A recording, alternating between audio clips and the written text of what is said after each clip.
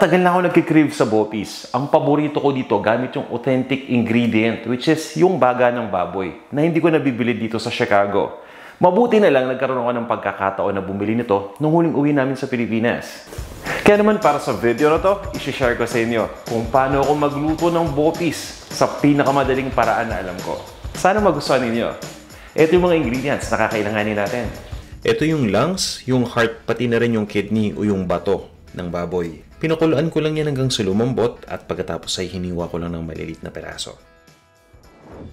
Carrot, luya, ganun din, minced din ito, sibuyas, bawang, annatto powder, ito yung pampakulay natin, white vinegar, mantika, at ng Knorr pork cube.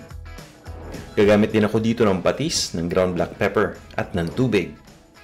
Ito na, umpisa na natin. Bago tayo maggisa-gisa, kailangan munang ma-prepare yung lungs, yung heart, pati yung kidney. Papakuluan ko lang yan hanggang sa lumambot.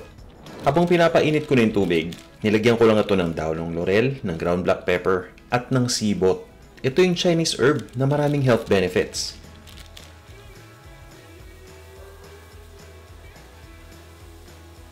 At nilalagay ko na yung lungs, yung puso, pati na rin yung kidney ng baboy once na kumulo na yung tubig. Mga isang oras lang na pagpapakulo, okay na to. Pero kung sa tingin ninyo na kulang pa, ituloy nyo lang yung pagpapakulo. Basta i-check nyo lang once in a while. Nasa kalagitnaan na tayo, 30-minute mark. Hihiwain ko lang yung lungs. At itutuloy ko lang ang pagpapakulo ng mga 30 minutes pa.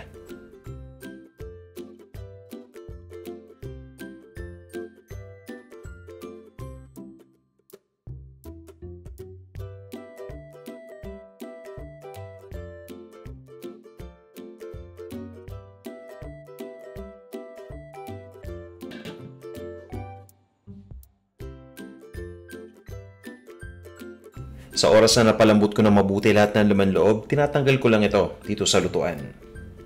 Nilalagay ko lang sa isang malinis na lalagyan. Yung liquid, pwede na natin itapon.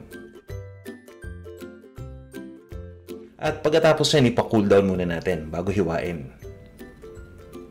Pagdating sa paghiwa, para sa akin mas gusto ko yung maliliit na peraso. Nasa sa inyo na yan, eh.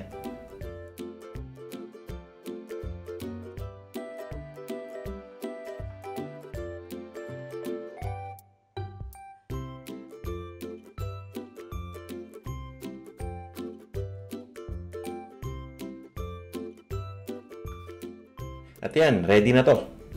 Pwede na tayo ngayong maggisa-gisa.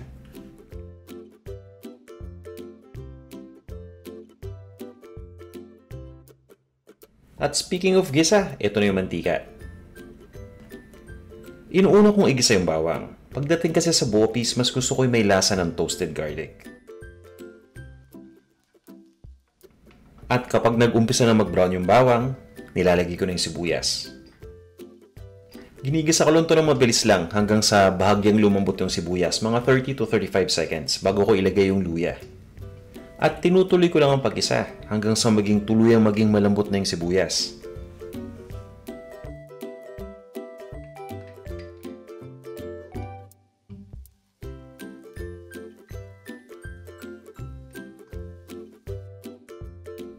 Naamoy nyo ba yun? Ang bango, di ba?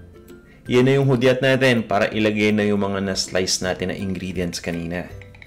Ito na yung lungs, yung kidney, pati yung puso. Ginigisa ko lang ito ng mga 3 minuto. At naglalagay na ako ng suka. Paglagay ng suka, papabayaan ko lang munang kumulo uli yan.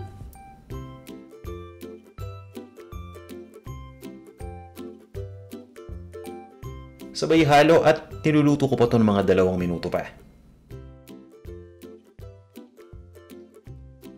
Makaraan ng 2 minuto ng pagluto kasama ng suka, pwede nang maglagay ng tubig.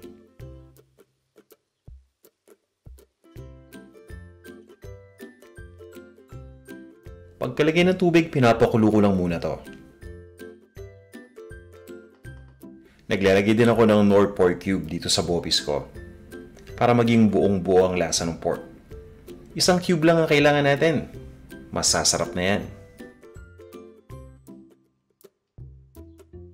Ito na rin yung pagkakataon para maglagay ng dried na laurel leaves o dried bay leaves.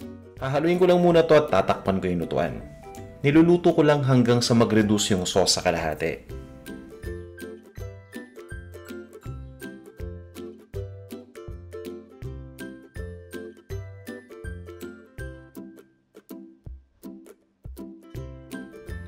Yan, okay na to. Ilalagay ko ng ibang mga ingredients pa. Natatakam ka na, no? Sandali lang, Pause muna. Magsha-shoutout lang ako. Hello sa'yo, Ziel ng Cabanatuan City. John David Abrera ng Herona, Tarlac. Kay Art G ng Taguig City. Kay Arnold Phil Bansero Covers ng Leyte. At kay Lailani Tumaliuan ng Cagayan Valley, Tuguegarao City. Hello sa inyong lahat. O eto na, tuloy na natin yung video. Ito na yung minced na carrot. Pwede rin kayong maglagay ng daikon radish o yung labanos kung available ito. At gusto ko may konting anghang yung bopis, kaya naglalagay ako dito ng chili pepper. Thai chili pepper ang gamit ko. At mapapansin niyo pag sinabing bopis, medyo orange yung sauce, diba? Ito yung annatto powder. Yan yung nagbibigay ng kulay dito sa bopis. Bukod sa annatto powder, pwede rin kayo magbabad ng annatto seeds sa mainit na tubig. Tapos yung pinagbabara na tubig, yun yung ilalagay natin. Tinuloy ko lang yung pagluto hanggang halos mag-evaporate na ng tuluyan yung sauce. At titimplahan ko lang ito. Gumagamit ako ng patis at ng ground black pepper. Para dun sa mga ayaw sa patis, pwede kayong gumamit ng asin. Ganyan lang kasimple.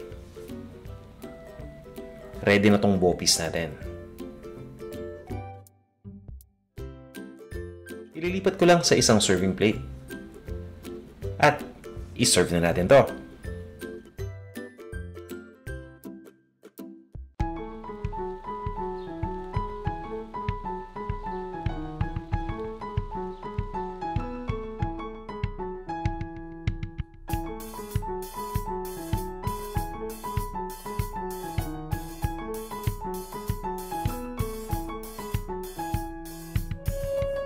Ngayon, alam niyo na kung paano magluto ng bopis. Ito lang yung summary para madali niyo maalala. Pinagsama ko lang muna yung tubig, yung dried bay leaves, pati na rin yung ground black pepper at yung sibot at pinakuluan ko lang. Pagkatapos ay nilagay ko na yung lungs, pati na rin yung puso at yung kidney ng baboy at tinuli ko lang ang pagpapakulo ng 1 oras. O patapos pakuluan, ay pinacool down ko lang ito at hiniwa ko lang ng maliliit na peraso. Susunod, nagisa naman tayo. Unang ginisa yung bawang, sumunod yung sibuyas, at ikatlo naman yung luya.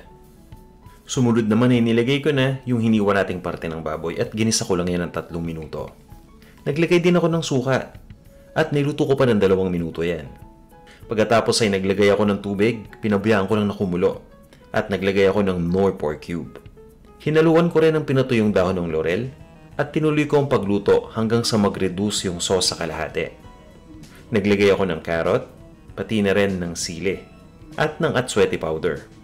Tinuli ko lang ang pagluto hanggang sa halos mag-evaporate na yung liquid. At tinimplan ko lang ito ng ground black pepper at ng patis. Ito na ang ating bopis! Maraming salamat sa inyong lahat sa pagnood ng video na to. Nakita nyo naman, bopis, super easy. Kaya ano pang hinihintay nyo? Subukan nyo na itong ating recipe. At balik kayo kaagad sa video na to para naman may kwento nyo yung inyong experience sa pagluto ng ating bopis recipe. Tara na! Kain na tayo!